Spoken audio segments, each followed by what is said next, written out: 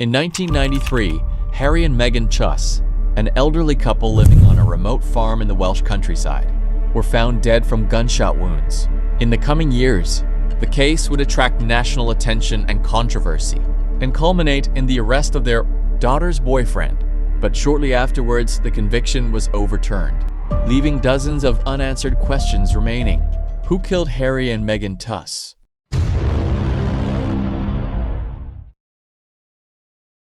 At around 3:00 p.m. on July 26, 1993, 33-year-old Cheryl Tus called her parents, 65-year-old Harry Tus and his wife, 67-year-old Megan, to catch up over the phone. However, nobody answered at the couple's rural home. She tried again later that evening, but still nobody picked up. Concerned, Cheryl contacted the couple's neighbors and asked them to check on them. The neighbors did as requested and soon called the police. Harry and Megan lived on a remote farm near Llanharan in South Wales. The couple were well known locally, especially Harry, who had once worked as a fruit wholesaler before retiring and spending much of his time growing cabbages. By all accounts, they lived a quiet and ordinary life. When officers arrived at the property, they were met with a disturbing crime scene. The bodies of Harry and Megan were discovered inside a cowshed, hidden beneath piles of hay.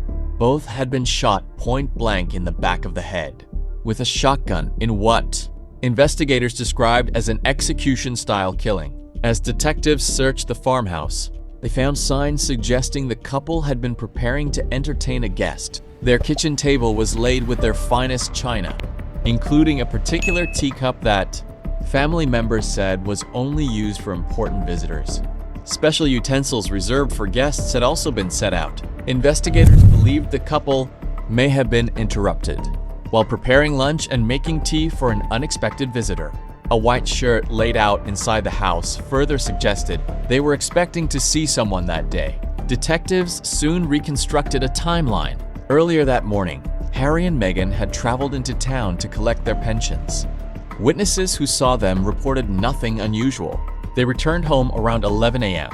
Then, at approximately 1:30 p.m., neighbors heard two shotgun blasts around by seconds apart. However, nobody became alarmed because Harry was known to shoot rabbits that damaged his crops. Roughly 90 minutes later, Cheryl made her first unanswered phone call. There were no signs of forced entry, burglary, or robbery. Money, jewelry, and valuables remained untouched. Investigators quickly ruled out murder-suicide after discovering drag marks indicating that at least one body had been moved. Forensic analysis suggested Harry was shot first, near the entrance of the cowshed. Megan was likely killed elsewhere on the property, possibly while attempting to flee, before her body was dragged back and concealed beneath a carpet and hay. One investigator later said, "The crime bore all the hallmarks of a carefully planned execution." The killer appeared familiar with the victims, their habits, and the layout of the farm. The cowshed was largely hidden from neighboring properties and usually blocked by tools that had to be moved before entering. Those tools had apparently been put back afterwards. No shotgun cartridges were recovered, suggesting the killer had taken time to remove evidence before leaving. Investigators also believe the killer would likely have been covered in blood and tissue after firing at such close range. Yet no bloody clothing or traces were found anywhere on the property. During the investigation, police learned that Harry and Megan had a £150,000 life insurance policy, with Cheryl as the sole beneficiary. Detectives soon turned their attention towards Cheryl and her boyfriend, Jonathan Jones. Harry and Megan had reportedly been upset when Cheryl moved away from home. As deeply religious people, they disapproved of her living with a man before marriage. Cheryl initially kept her relationship with Jonathan a secret. Though her parents eventually learned the truth, Jonathan had worked as a recruitment consultant before attempting to launch his own business. Unfortunately, the couple were facing serious financial difficulties. Their finances were deteriorating, and Jonathan reportedly had very little money left in his bank account. Investigators considered these problems a possible motive. Jonathan soon emerged as the primary suspect. Several witnesses reported seeing a man near the farm in the weeks before the murders wearing a trench coat and dark sunglasses while appearing to hide his face from passing drivers. One witness specifically believed the man was Jonathan. He claimed he had been in the area helping Harry with work around the farm. Police discovered that Jonathan owned a similar trench coat. Although both he and Cheryl initially denied it, suspicion deepened when forensic testing revealed Jonathan's fingerprints on the special guest teacup found on the kitchen table. According to investigators, his were the only fingerprints in the house. That did not belong to Harry or Megan. Another major issue was Jonathan's inability to account for his whereabouts on the day of the murders. He claimed he had spent the day searching for office space and meeting estate agents, but investigators were unable to verify these meetings. He also claimed to have spoken with a lift engineer around the time of the murders, but the engineer did not support his account. Cheryl herself could not confirm where Jonathan had been for much of the day. He later admitted that parts of his original story were false. Investigators were also interested in Jonathan's actions after. Cheryl became concerned about her parents. During the early hours of the following morning, Jonathan drove to the farm to check on them. Police noted that he took longer than expected to arrive and believed it was possible he had used the journey to dispose of evidence, including clothing or even the murder weapon. However, no such evidence was ever recovered. 2 months after the murders, Jonathan Jones was arrested. In 1995, his trial began. Prosecutors argued that Jonathan had arrived at the farm unexpectedly while Harry and Megan were preparing lunch. Believing he may have come to discuss marriage and their daughter's future, they invited him inside and offered him tea. The prosecution alleged that Jonathan murdered the couple, so Cheryl could inherit the life insurance money. After just 2 hours of deliberation, the jury returned a guilty verdict. Cheryl, however, refused to believe that Jonathan was responsible for killing her parents.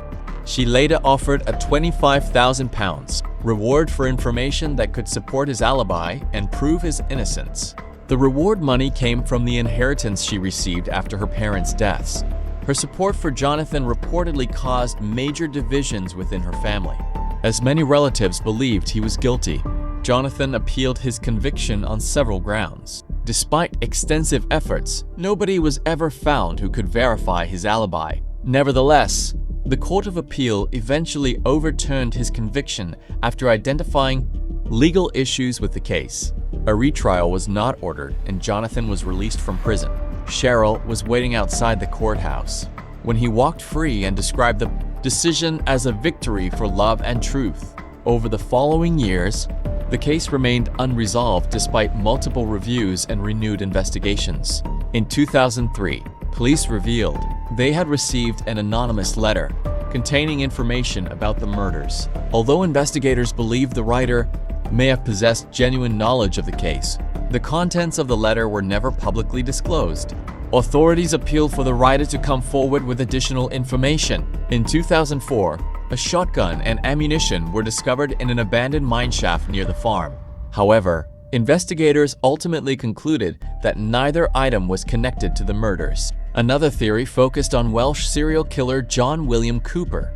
Known as the Bullseye Killer, Cooper had committed numerous robberies, violent assaults, rapes, and murders, several involving a shotgun. Because of similarities in the use of a shotgun and attempts to conceal victims, some speculated that he could be responsible for Harry and Meghan's deaths. In 2011, after Cooper was convicted for several notorious murders from the 1980s, investigators re-examined the Tus case to determine whether he could be linked to it. Ultimately, they dismissed him as a suspect. Cooper typically targeted areas he knew well, had no known connection to the Yenharan area, and his methods differed in important ways. He often shot victims in the face rather than from behind, and there was no obvious explanation for why Harry and Meghan would have welcomed him into their home. For decades, the murders of Harry and Megan Tus remained one of Wales' most enduring unsolved mysteries. There appeared to be little progress, and many believed the truth might never be known. Then, in late 2025, investigators announced a major breakthrough. Following a fresh cold case review launched in 2023, police arrested an 86-year-old man on suspicion of murder. Authorities have released very few details, regarding the suspect or his connection to the victims, but detectives described the arrest as a significant development. Senior investigators stated that the case remains active and appealed to anyone with information to come forward. More than 30 years after Harry and Megan Tus were brutally murdered, investigators are still searching for answers. Whether the arrest ultimately solves the mystery remains to be seen. But the case continues to raise the same haunting question that has lingered since 1993. Who killed Harry and Megan Tus? Thanks for watching.